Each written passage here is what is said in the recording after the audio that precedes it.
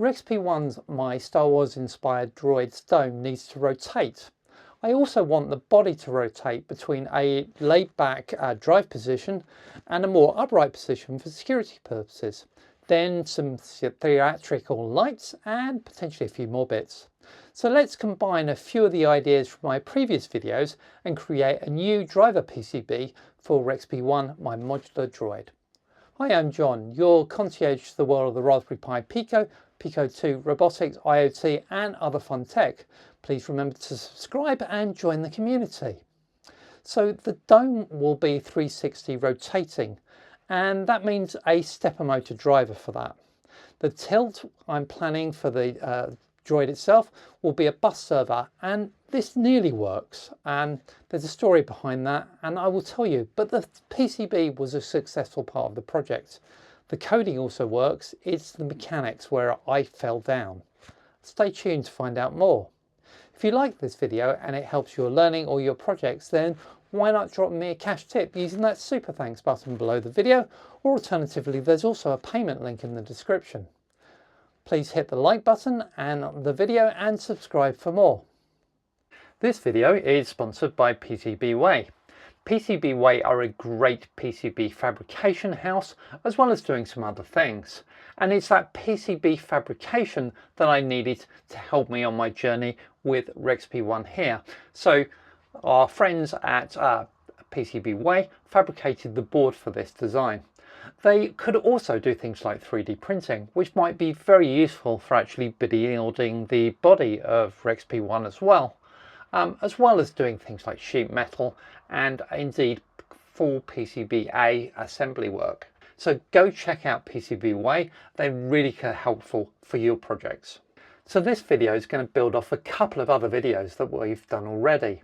So first of all, the 28BYJ48 stepper motor there that I hacked from 4-phase to 2-phase so I could drive it with a DRV8825.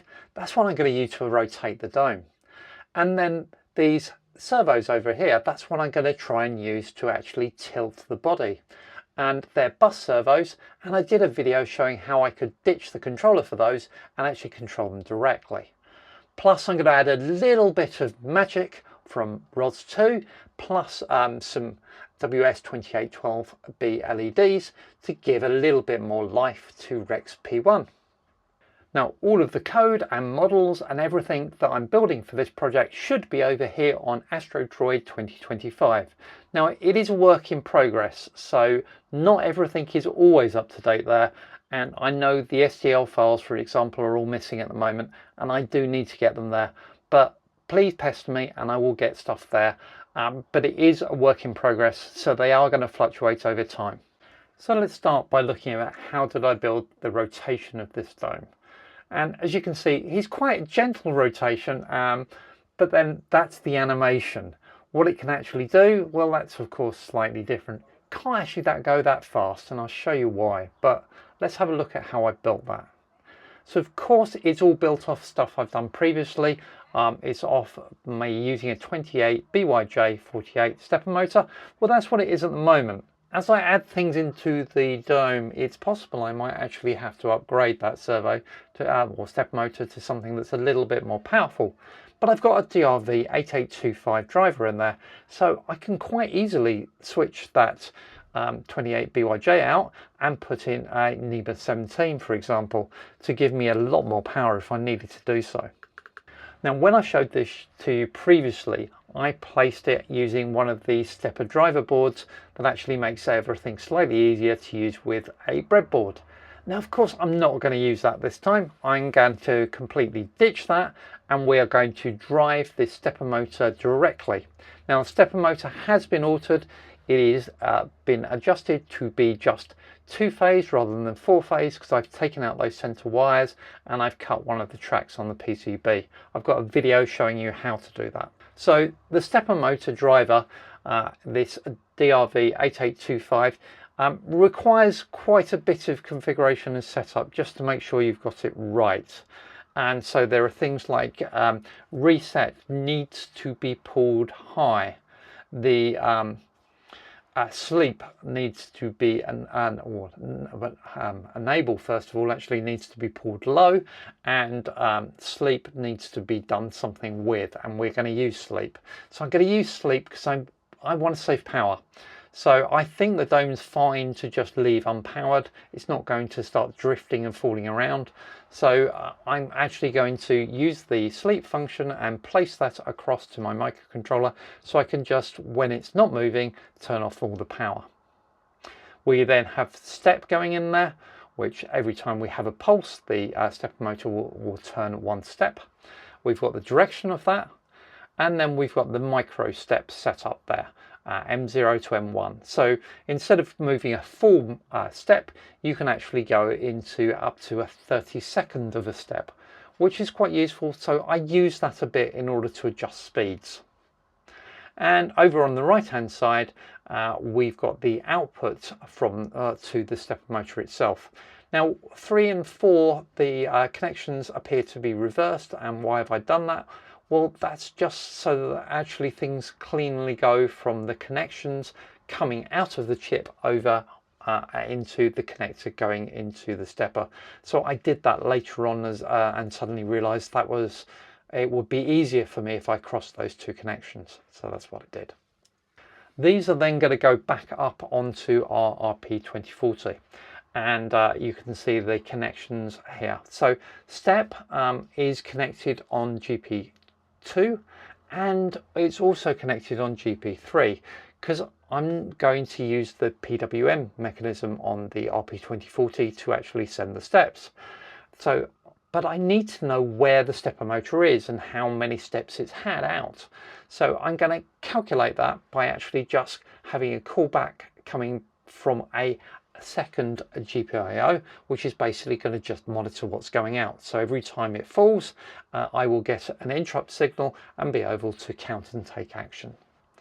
Step direction is a simple output on GP4. Sleep is there as well. And over on the right hand side, 28, 27 and 26, those are going to be our microstep configuration. The one other thing that we need to think about with the stepper motor is where are we in position from the rotation. So when I come up, I have no idea what position the current dome is, what angle it is currently at. So I need to be able to have some zeroing mechanism. And what I've used for that is a Hall sensor, an A1104. I've used these previously and I've got a video talking about them previously. I used them on one of my video turntables projects to build this. So this is very similar to that, and I've just configured that up to work nicely to give me a 3-volt signal when we hit that 0 position. And that's coming in here. As you can see, we've got a Hall sensor input on GP12. So I've built that onto this PCB that's been manufactured for us by PCBWay. And we're really actually only talking about these bits on the right hand side here. So we've got our RP2040, which is doing all the controlling. We've got my DRV8825, which is actually doing the control for that stepper motor, and you can see its output up the top there. I've got a 12-volt input that I'm taking in via those 2 screw terminals, and on the far right hand side there I've got the pin headers for my Hall sensor.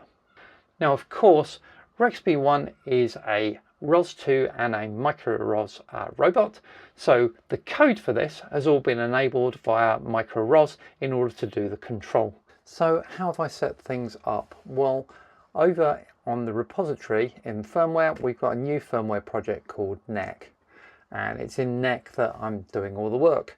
So main in there is going to set things up, and really what I'm talking about at the moment is this stepper control.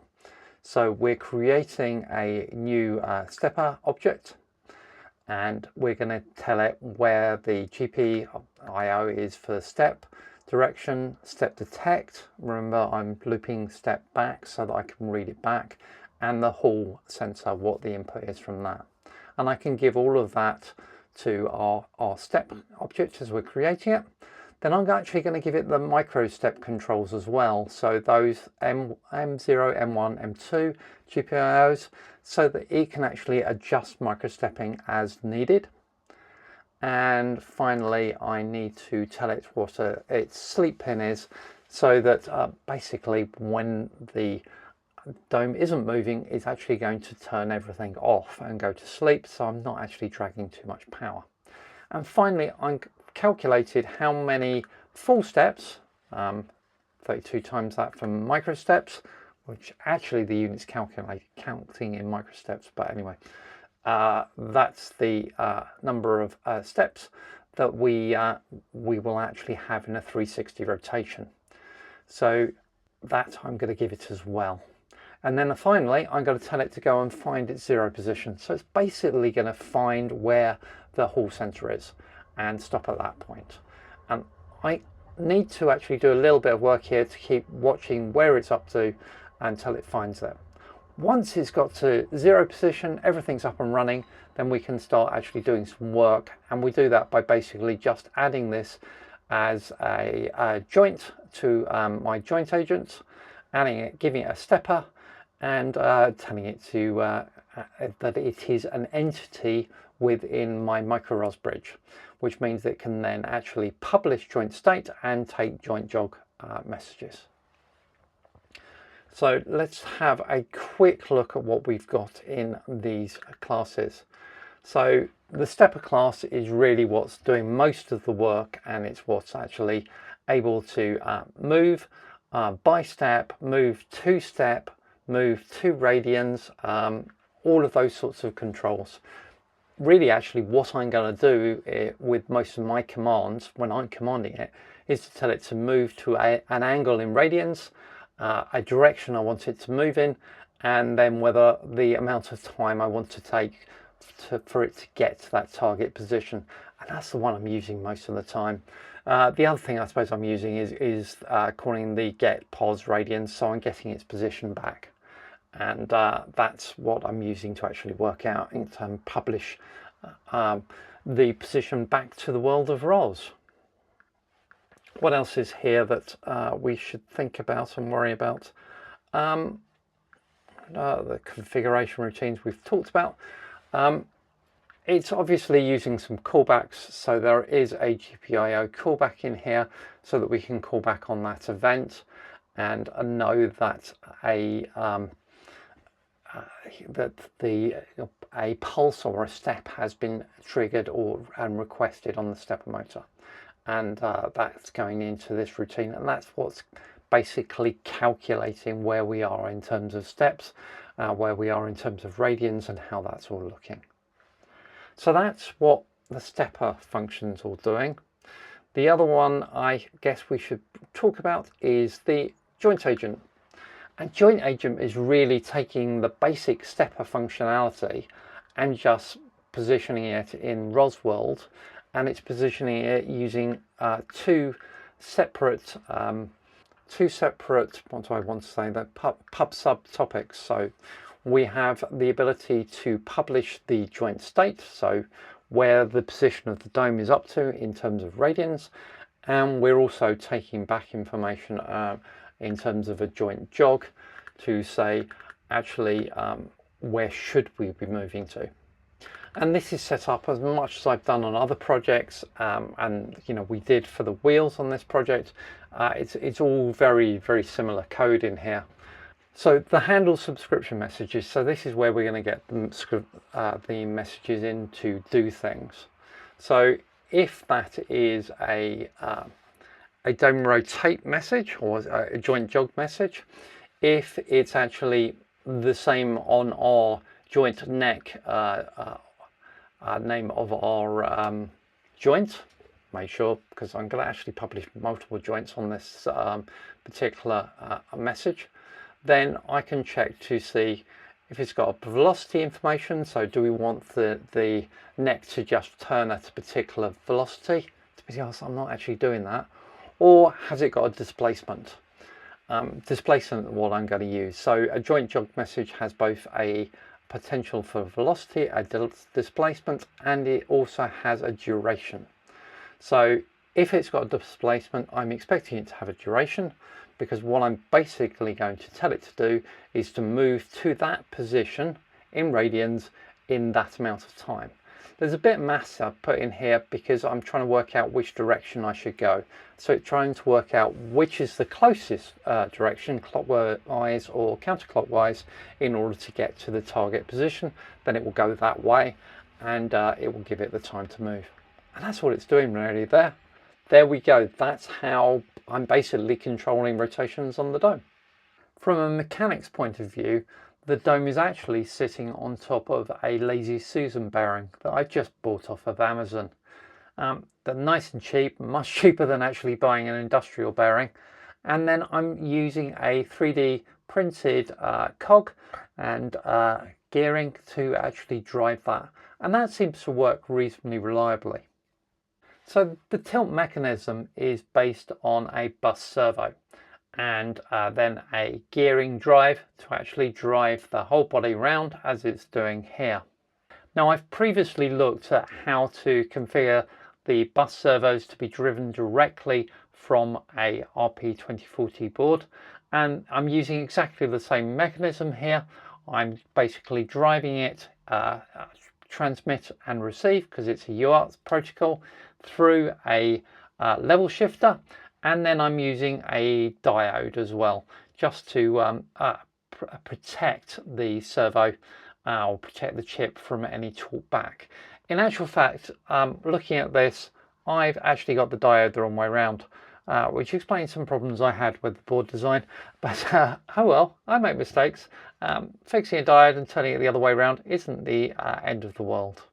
But actually that's this side of this board really, and it is very simple. It is just a level shift board that's down the bottom there, and then that's going up to the connector at the top there.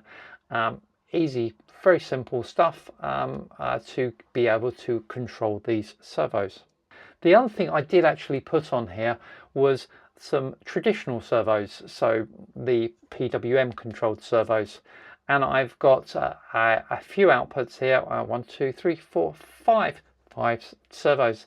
And I was going to use those to give a little bit of tools and strange little things, gadgets coming out of RexP1. None of them are operational yet, but they're there for a future use. So to control a bus servo, what I'm basically doing, or I was doing before I removed it from the demo, was basically creating a LX16A, which is the servo I'm using object, from a class that I've written, and configuring that, telling it what the transmit and receive pins are, and setting some limits around how far we want it to rotate the body. Because if we try and rotate it too far, I'm going to start straining the servo and things. So I set some limits. And then basically I could then give that as a to my joint object, joint agent there, and there we go in there, and that would then allow me to actually do work, so to find its position by asking the servo what its position, and then publish that as a joint state, and to take a joint jog request coming in from our main code over ROS, so publishing a joint jog, and then that would trigger the rotation, much as the same we did with the dome for that piece. The code I've written here for the LX16A driver, this all works pretty well. I probably need to do some modifications to this because it assumes that you've only got one servo on the chain, and actually you could have multiple servos on the chain, which would be much better. But yeah, it's sort of so limits and things like that should be per servo, and currently I'm setting limits as just being for the whole lot and the whole chain, which probably isn't the right answer. So there's a little bit of work to do on this to make it fully generalized, but it's a good starting point, I think, and quite useful. So basically I can move a servo to an angle in degrees or an angle in radians. I can get the current voltage, I can get voltage limits, I can get the current position in radians or degrees of the servo at any time, and I can set some limits. And that's what all of this is doing, and allows me to manage that control. And this has moved on a bit from what I showed when I actually did a video dedicated to bus servos and these high wonder servos, and showed actually how you control them and how I could create a driver board using an RP2040 or a Pico directly. So this has moved on a little bit in my code here. Probably needs to move on a little bit more. If you'd like me one day to make it as a full available library, let me know in the comments, and I'll be happy to see what I can do. So the mechanics for this tilt mechanism moved on through a few versions. The first version slipped a lot because the cog teeth were much too small. So version 2 with some bigger cogs seemed to work when I had not very much body. But then as the body grew, suddenly I had problems and it was slipping again. So then I redesigned the whole lot to actually be based on a more braced servo position, driving into the cog, as you can see here, moving that 2020 extrusion and moving most of the body there in position.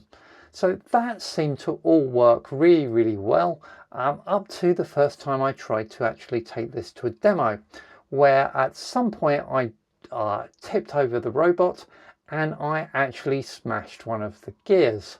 So generally I'm not entirely convinced this is the right strategy and I need to look again, but I've got a servo control mechanism that works. So most Astro Droids of course have a bunch of tools and things on the front that give it some interest. Now right now RexP1 is basically just a cylinder. So to give it some interest, I've added some WS2812B or NeoPixel LEDs. Just for now, I will use these in some ways in the future, but I think the front of it will evolve as we go through versions. So on this board, I've also put capability to drive WS2812B LEDs, and I'm doing that at 5 volts, which allows me the flexibility to go ultra bright or to have a long string of LEDs if needed. Of course, because I'm using 5 volts, I need to go through the logic level voltage shifting to shift it up to 5 volts signal. But I had that on the board anyway. So our board can also do some controlling of WS2812B LEDs and add a little bit of color and life to RexP1. Now, these are pretty simple what I'm doing with these at the moment, but I do have this LED bar agent here which I'm starting up, and if we have a look at the LED bar agent we can see what that's doing and how that's actually controlling stuff. So here we go. So the LED bar agent basically has a couple of little patterns that it can actually initiate. A kit pattern, basically Knight Rider, and where it just scrolls across. Probably need an N in that.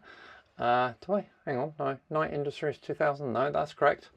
And a rainbow pattern, so it will just actually draw a rainbow. I could add a few more in here. It's basically just sequencing through these things. So let's have a look at the C++.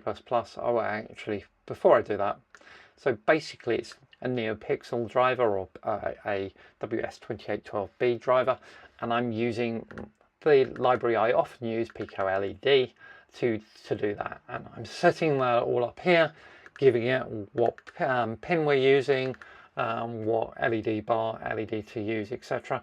I'm having to be a little bit careful and use PIO 1 rather than PIO 0 because I'm already using this library elsewhere in my micro-ROS bridge to actually control the onboard LED on the RP2040 0 boards. Their LEDs are WS2812B LEDs, so an RGB LED that's single pin controlled, and I'm using the same library to control that one too. So basically in the run code here is where everything is set up. So I have the concept of the Pride flag colours.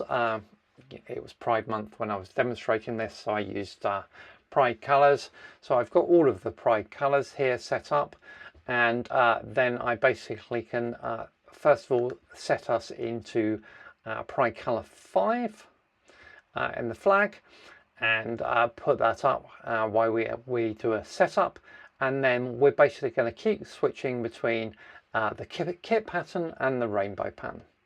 And every time we go to the kit pattern, we're going to give it a flag with a different color. So we just move through. So the LED that's just going to run from left to right is going to just change color each time through. And yeah, the code is really simple animations here. Yeah, so not really a lot to say about it, but it adds a bit of color and spice to the model at the moment. It may actually start showing me a little bit more information around status and actually being slightly useful for diagnostic purposes. It's not at the moment, but we've got a long way to go on this robot. So not everything always works as you plan. And for this project, I needed to adapt and go again on that tilt mechanism. Part of the challenge here is I don't really know quite what I'm building to in terms of weight of RexP1 and therefore forces involved. So I'm kind of guessing and adapting as we go. The new idea though is to use a lead screw, and we'll see if that works. Stay watching and you'll find out. If you like this video and it helps your learning or your projects, then why not drop me a cash tip? Remember, there's that super thanks button below the video, and also there's a payment link in the description. Remember, I'm saving these up to get myself to the open source conference in San Francisco, and I'd love your help in getting me there. And I'd love to see you there when I finally make it. So thank you very much. Thank you very much for watching. Please do subscribe and hit the like button, and I will see you on the next video. Bye bye.